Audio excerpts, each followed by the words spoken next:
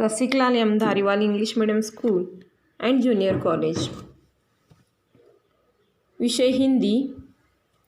घटक अव्यय भेद प्रस्तुत कर रहे हैं सौ वैशाली जगदाळे।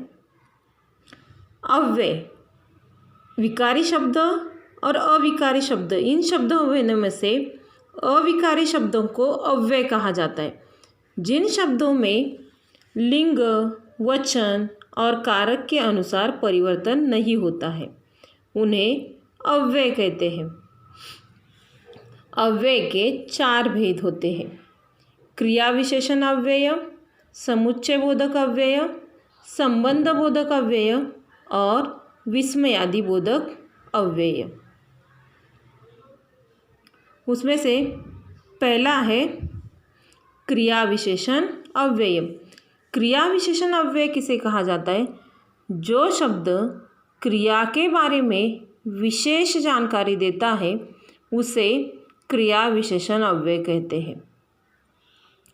क्रिया विशेषण अव्यय हमेशा क्रिया कब हुई, क्रिया कहाँ हुई, कैसे हुई और कितनी हुई, इन बातों की जानकारी देते हैं। उस अनुसार उसके भेद होते हैं। जैसे महेश कल जाएगा, ये समय बता रहा है। माँ आज अस्पताल जाएगी, ये भी समय का, स्थान के बारे में बताया जाता है। आज अस्पताल जा रही है।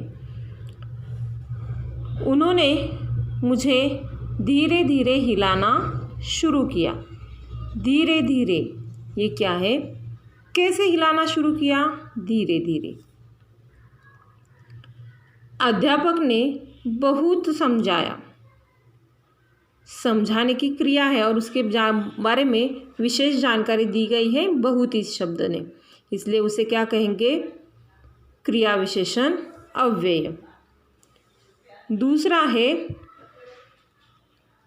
समुच्चय बोधक अव्यय। समुच्चय यानी 2 शब्द या 2 वाक्य जोड़े जाते हैं। जैसे कि जो शब्द एक वाक्य को दूसरे वाक्य से या एक शब्द को दूसरे शब्द से जोड़ते हैं उन्हें समुच्चय बोधक अव्यय कहा जाता है। इसमें किंतु, परंतु, क्योंकि, लेकिन, अथवा, और, यद्यपि आदि शब्दों का प्रयोग किया जाता है। जैसे राजन ने बहुत मेहनत की परंतु सफल नहीं हुआ।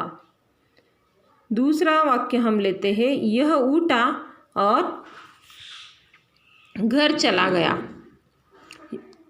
वह उठा और घर चला गया, इन 2 वाक्यों को और इस शब्द ने जोड़ दिया है। मुझे 2000 की नोट देने पड़ी क्योंकि दुकानदार के पास छुट्टे नहीं थे। क्योंकि यह शब्द 2 वाक्यों को जोड़ रहा है, उसे समुच्चय बोधक अव्यय कहते हैं। तीसरा है संबंध सूचक अव्यय या संबंध बोधक अव्यय। जो शब्द संज्ञा या सर्वनाम के बाद आकर उसका संबंध वाक्य के दूसरे शब्द के साथ दिखाता है उसे संबंध सूचक अव्यय या संबंध बोधक अव्यय कहते हैं। वो संज्ञा सर्वनाम से जुड़ा हुआ होता है और वाक्य से संबंध प्रस्तावित करता है। जैसे राम अपने पिताजी के साथ दिल्ली जाता है। राम अपने पिताजी के साथ दिल्ली जाता है। पिताजी का संबंध दिल्ली जाने से, राम और पिताजी का संबंध दिल्ली जाने से जोड़ दिया है। मेरे घर के पास एक डाकघर है। मेरे घर के पास ये क्या है? संबंध बोधक अव्यय।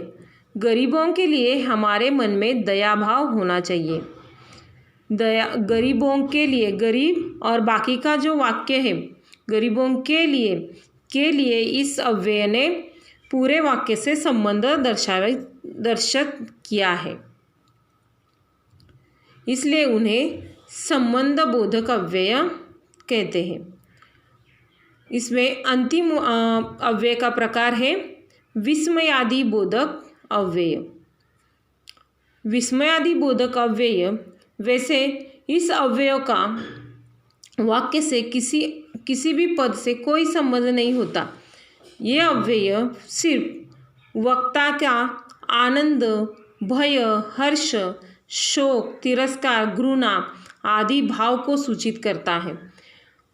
ये जो विस्मय भाव व्यक्त होते हैं, उन्हें व्यक्त करने के लिए जिन शब्दों का आधार लिया जाता है उन्हें विस्मयादि बोधक अव्यय कहा जाता है। जैसे कि हम कोई सुंदर चित्र देखते हैं तो तुरंत हमारे मुंह से चला जाता है, वाह कितना सुंदर चित्र है, तो उसे हमें विस्मयादि बोधक अव्यय कहते हैं। हाय बेचारा अनाथ हो गया, इसमें भी भाव व्यक्त करने के लिए यहाँ पे कौन सा शब्द उपयोग किया गया है?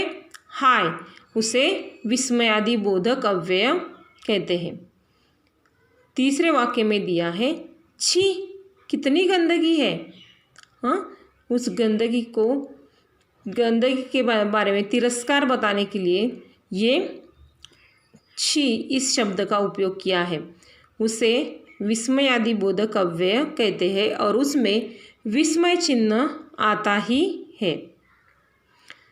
तो छात्रों, आज हमने अव्यय के भेद में संबंध सूचक अव्यय, क्रिया विशेषण अव्यय, समुच्चय बोधक अव्यय और विस्मयादि बोधक अव्यय आदि अव्ययों के बारे में जानकारी ली है। धन्यवाद छात्रों।